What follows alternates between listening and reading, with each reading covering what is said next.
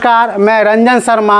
मौत सबको आनी है, किसी को आज जाना है, किसी को कल जाना है। बस यहाँ लोग अपने बारी के इंतज़ार में बैठे हुए हैं।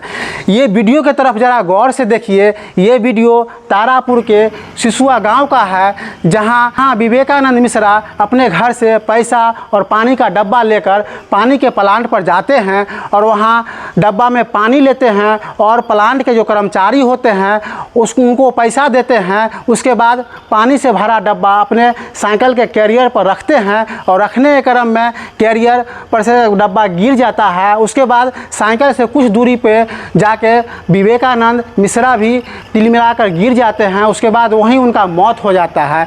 ये सब सारी घटनाएं वहाँ पानी प्लांट पे लगे CCTV कैमरे में कैद हो जाता है। ये वीडियो कोई AI से जनरेट किया हुआ नहीं है।